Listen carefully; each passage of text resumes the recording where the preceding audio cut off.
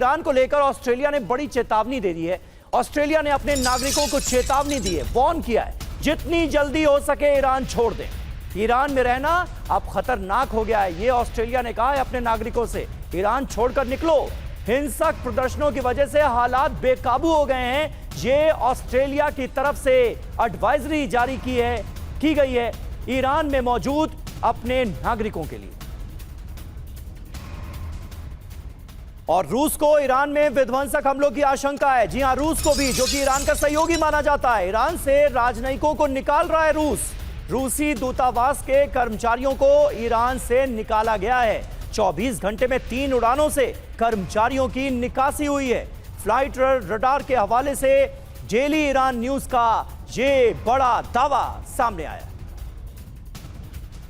और देखिए, ईरान में बिगड़ते हालात के बीच बंकर में पहुंच गए हैं खामनेई। ये खबर आ रही है, खामनेई को टारगेट कर सकते हैं प्रदर्शनकारी। ओपन सोर्स इंटेल की रिपोर्ट में यह बड़ा दावा किया गया है। मादुरो के अपहरण के बाद खामनेई दिखे थे, खामनेई पर हमले की आशंका है, ये ईरान इंटरनेशनल की तरफ से भी कहा गया है। और ईरान में हिंसा भड़का रहा है अमेरिका। ईरान में असुरक्षा पैदा करने की साजिश को अंजाम दिया जा रहा है। ईरान के विदेश मंत्रालय का अमेरिका पर यह बड़ा आरोप सामने आया है। आंतरिक मामलों में हस्तक्षेप अमेरिकी नीति का हिस्सा है, यह कहा गया है ईरान की तरफ से।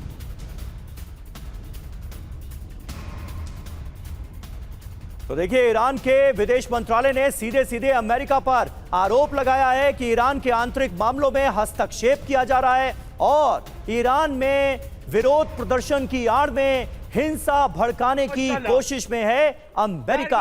असुरक्षा पैदा करने की साजिश के तहत यह सब कुछ किया जा रहा है, यह कहा गया है।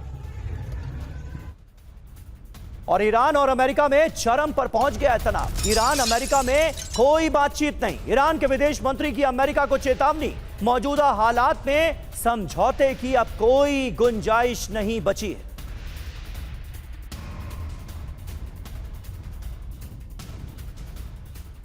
और हमारे साथ तमाम खास मेहमान मौजूद हैं। माथुर साहब, किस तरह से आप देख रहे हैं? ईरान साफ तौर पर कह रहा है कि ये जो हिंसा को भड़काया जा रहा है, इसके पीछे अमेरिका का हाथ है। एक बड़ी साजिश को अंजाम देने की कोशिश की जा रही है। अर्थव्यवस्था भले ही चौपट क्यों ना हो गई हो, रियाल गर्त में क्यों ना पहुंच गया हो, लोग गुस्से में हैं, प्रदर्शन कर रहे हैं, ये बातें समझ में आती थी। लेकिन अब जिस बड़े पैमाने पर शहर शहर आग के हवाले होते हुए हम देख रहे हैं, खुलेआम असॉल्ट राइफल्स चल रही हैं, प्रदर्शनकारियों की तरफ से सुरक्षा बलों को निशाना बनाया जा रहा है, इसके पीछे कौन लगता है आपको?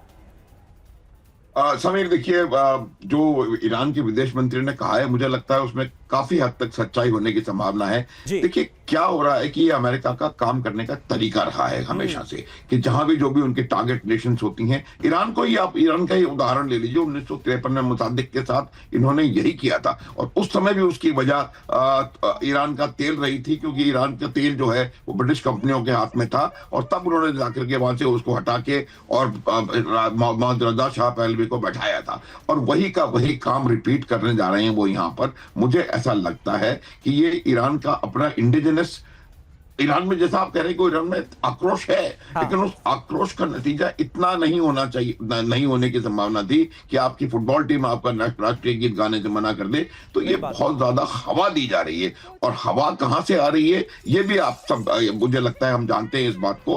और ये उनका एक तरीका है। जब से 12 जून का अटैक हुआ था ईरान के ऊपर, तब से लगातार इन चीजों पर कार्रवाई काम किया जा रहा है और पूरे दुनिया में बहुत सारी जगह ऐसी हैं जहां पर इस प्रकार की चीजों को हवा दी गई थी, चाहे वो नेपाल हो, बांग्लादेश हो, किस तरह से रिजीम चेंज। लेकिन समीर, एक बात मैं बताना चाहता हूं, रिजीम चेंजेस से हैव नॉट वर्कड सो फार। आप रिजीम चेंज कर देंगे, लेकिन वहां के जो लोग हैं, जो उनका माइंड सेट है, जो उनके जो नेतृत्व है, वो तो वही रहेगा।